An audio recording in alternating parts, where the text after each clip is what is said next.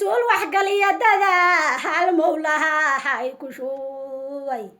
علمي قال وهذا مقصود مدكي هنتو سياسة معلنك هاد روحي ومتو مقدشة قودا هذا نينك عمل وين كديغي مرايد لداودي هم الحبوهم كديغي دوني دين على مهل مرشو هو يكما هاجي كارا مدنا قيرو وابا حالكا قمالي مسوق مني ما دوهم باهاته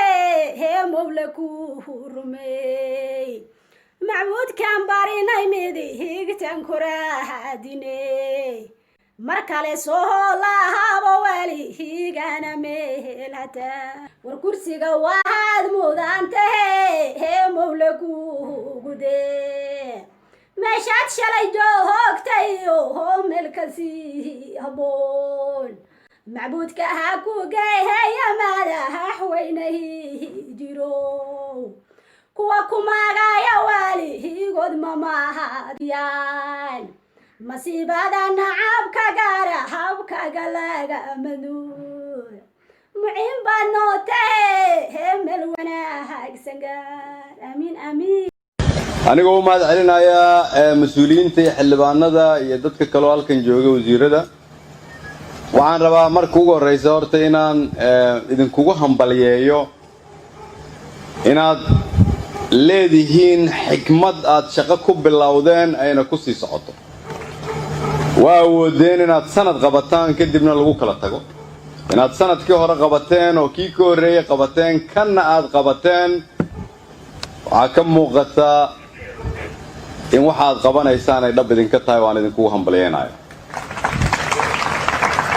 in dhalinyaro badan gabdho iyo wiilal magaalada Muqdisho iyo dalka ka kala yimid ay isugu yimaadeen oo boqolaal ah si ay uga qayb qaataan caawana la soo xiraayo shirweynahan qaran saacado badan halkan ay fadhiyeen iyagoo daalan oo man gaajaysan waxay tusinaysaa in raashinkooda iyo biyahooda ay ahaayeen inay fahmaan macnaha ay leedahay hoggaan iyo hal abuur idinkuna waa ku mahadsantihiin dawladnimadu macnaheedu waxa ay tahay inaad ogtahay waxa aad rabto meesha aad u socoto sida aad ku tagi lahayd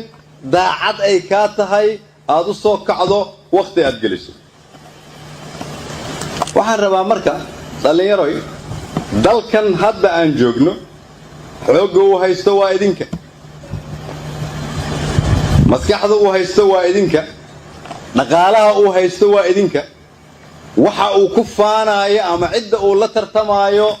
oo raba adduunyada inuu la tartamo waa idinka idinkuna waxa laga yaabaa wali dhaqankiinu inuu ku mashquulsan yahay maanta Facebook maxaa lagu soo qoray siyaasi hebel muxuu yiri qabiil hebel ku duulay qarnigii 21aad ayaa lagu jiraa qarnigii waxa lagu jiraa aadan noolaan karin haddii aadan aqoon lahayn aad u baahan tahay si aad u noolaato inaad xirfad leedahay si aqoonta dadka Soomaaliyeed loo dhiso aan ula tartanno bulshada adduunka waa inaan leenahay iskuulo iyo jaamacado soo saara dad Soomaaliyeed oo aan ahayn iskuulo iyo jaamacado laga soo baxo laakiin kuwa ka soo baxa ay la cilmiyiin ama ka cilmi badan yihiin kuwa Kenya ama Jarmalka ama Faransiiska ka soo baxa macnaheedu waxay tahay inaan wadankeena ka shaqeyno si aan uga shaqeyno marka waa inaan wadanka dhaqaalihiisa wax ka qabanaa oo musuqmaasuqa la dagaalnaa oo kobcinaa dhaqaalaha oo adduunyada ilaheeda dhaqaaluhu ay dib noo aaminaan si dibna la kugu aamino waa inaan xanuun marnaa xanuunka cidda maraysa oo adkaysanaysa waa cidda rabta inay mustaqbal yeelato cidda mustaqbalka lehna waa idinka waa idin mahad celinayaa inaad aaminteen inaad dalkiina leedihiin waa idinku dhaliilayaa weli inaanay muuqan shaqo dhab ah oo iga dhaadhicisa inaad aqbasheen inaad qabsatiin hoggaanka dalkiina weli waxaad u dhaqmaysaan qof gurigooda jooga oo marti ka ah weli waxaad u dhaqmaysaan inaad xaaladda mustaqbalka dhexdhexaad ka tihiin haddii aad u dhaqmayso inaad mustaqbal aada u muhiim ah oo ay tahay in loo midoobo uuna ku dhisnaado tala wadaag waxaan ku guda jirnaa xilligii doorashada sida wasiirada badankooda ay sheegeen oo ay tahay in doorashadu ay ku dhacdo jawi midnimo iyo mid wada tashi si aan u xaqiijino rabitaanka shacabka Soomaaliyeed meel walba ay joogaan shirka golaha wasiirada maanta waxaa ka soo baxay marka in golaha wasiiradu ay si joogtaha uga shaqeeyaan dardargelinta fududeynta ka shaqeynta sida ay ku dhici lahayd doorasho ummadda Soomaaliyeed ay isla ogoshahay waxaa kaloo halkan laga soo jeediyay in laga shaqeeyo in dadka Soomaaliyeed oo dhan la isu keeno lala xiriiro cid walba golaha wasiiraduna ay ka shaqeeyaan xukuumaduna ay qaadato doorka ay ku leedahay si ummadda Soomaaliyeed looga gudbiyo marxaladan waxaa kaloo isla qaadanay doorashadu inay ku dhacdo waqtigii loogu talagalay ay ku qabsoonto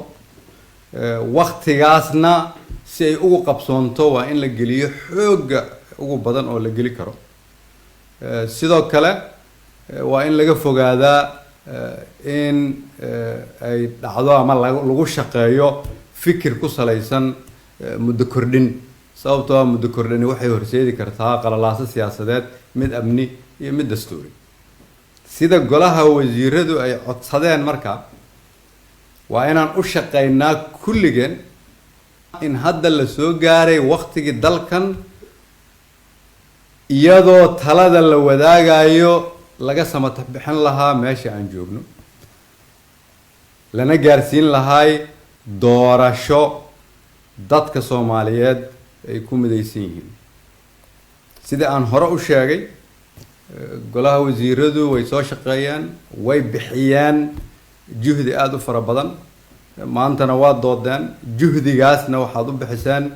in shuruucdii iyo shaqooyinka la idinka rabay aad fulisaan